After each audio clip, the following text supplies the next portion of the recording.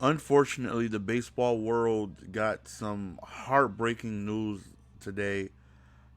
Uh, the star, and I mean star, starting pitcher for the Miami Marlins passed away uh, in a boating accident.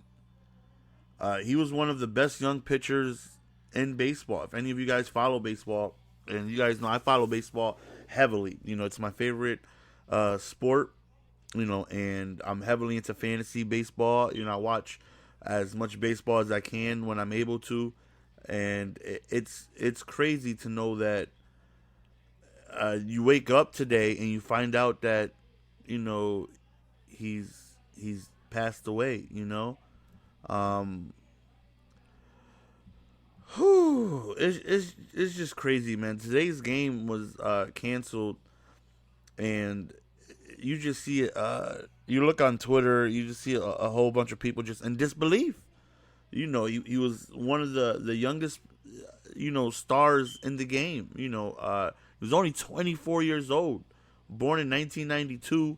Um, and to find out that he passed away in a boating accident is it's crazy. I went to sleep last night, and I'm in my playoffs for fantasy baseball, and my opponent has been killing me all week. He had one of the worst records, but he had the best team. It's just a lot of injuries, but he snuck his way into the playoffs, and I'm getting shellacked. I'm down 50 points, and he had Jose Fernandez, who's supposed to pitch today.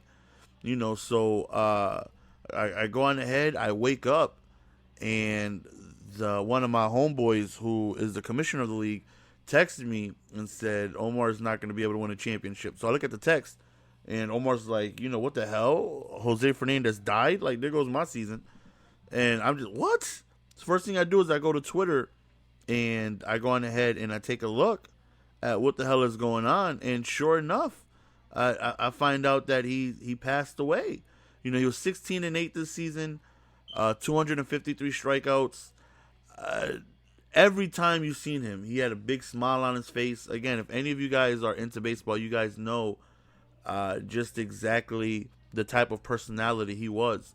Now, I had a few players from the Marlins, which would make me watch Marlins games due to the fact that, I have the MLB TV subscription, so I was able to watch full games, live. And I always watched a lot of Marlins games. I'm in a keeper league, so I have D. Gordon from last year. I had David Phelps when he was out of the bullpen. I have A.J. Ramos. So I watch Marlins games a lot, mainly to watch D. Gordon. But I seen a good 70-80% of Jose Fernandez pitching. And he was amazing at what he did. Like, he had a craft to pitching, and it was phenomenal. I remember just watching him, and I wanted him in next year's draft, first round. It's like, if I get Jose Fernandez, man, because he is, Lord knows what he would have been able to accomplish if such a tragic incident didn't happen.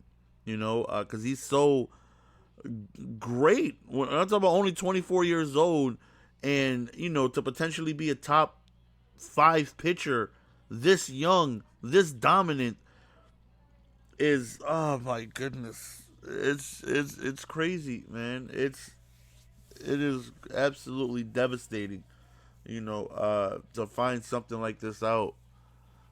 And I'm not a Marlins fan, I'm a Mets fan, but being part of the NL East and everything, I got to see Marlins a lot, watching the Mets because they played, throughout the season.